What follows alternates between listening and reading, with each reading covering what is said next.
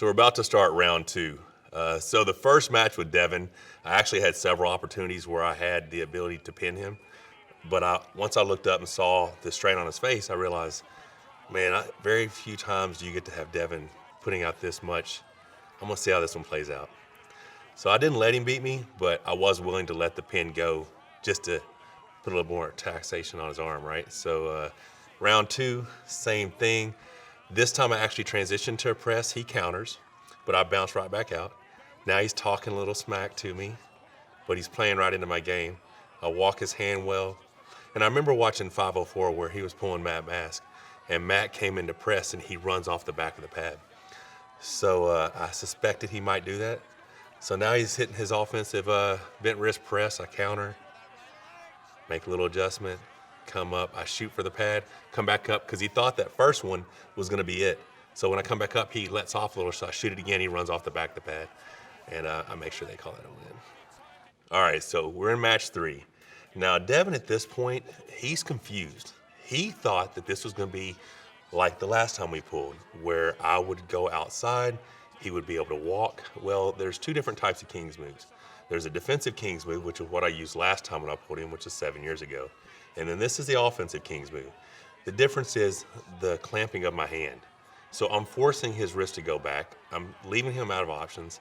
He's forced, you see him, he goes outside, he comes inside, he goes outside. He got away with a little elbow foul right there. But it forces him to come in with the bent wrist press. Like, you got Devon Larratt, the most technical arm wrestler in the game, and he's down to one option, and that's a bent wrist press out of sheer desperation. So I'm holding, I feel good. He's gonna make a move forward right there, shoves me off the back of the pad. Because I'm holding all his weight and leverage, I'm off the back. There's no way I can shove my elbow back on the pad.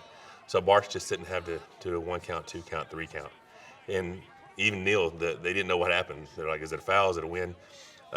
Because I couldn't get my elbow back on the pad, I got fouled out. But watch that match. Look at me, I'm cool, I'm shaking it, and Devon's laid on the table. Everything's going perfect to plan. He says he's a man with no limits. And leading up to that match, I was letting everybody know I'm his limit. So, and the cool thing, we don't even show this, but this is the best corner man ever right here. I'm at the table, and I'm telling him, why are you sitting down? Now, Jody's like, oh, no, we don't have to listen to that. But look at Max right there. He's like, come on, Devon, show him who you are. His own corner man is talking him back up to the table. We have 90 seconds. But I knew if I got back to that table, he's the ultimate alpha male, elite special forces. His own pride would not allow him to sit at that chair if he knew his opponent was back at the table. So there he goes. Takes a few deep breaths. He's back to the table. Yeah, it all worked out really well. All right, so we're back in the strap. I just went for a real quick shoulder press, slip. So Devon's sitting here. He's thinking, okay, I'm going to counter, I'm going to catch, I'm going to absorb, because he knows I'm taking his hand. Well, I'm set up, I'm loose, I'm completely loose right here. No pressure, no load, no nothing. I'm just waiting for him to say, close your thumb, close your hand. Now, I'm not sure they go right here. I think Devon catches a foul real quick because he gets pretty anxious. He's carving in, so I'm just waiting it out, and I'm waiting for them to get this match started. Now you're gonna see some good talking right here. Here we go. Oh, see, that's the foul. I knew the foul was coming. Okay, so that's Devon. He won't straighten up. He wants to get an advantage before the start. And you listen to Neil and them talk about, oh, Michael needs to calm down. But I know exactly what's about to happen. He has no idea what's coming. We did a pre-match interview where he was saying he had my hand beat, he had my shoulder beat. Well, I've already taken his hand every match.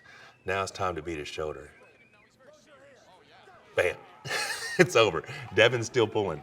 So that's when I commenced to talking a bunch of smack. I'm like, I thought you said you had my hand beat. I thought you had my shoulder beat. Yeah, so 2-2 right there. All right, so at this point, Devon's already tried to climb on top of the table.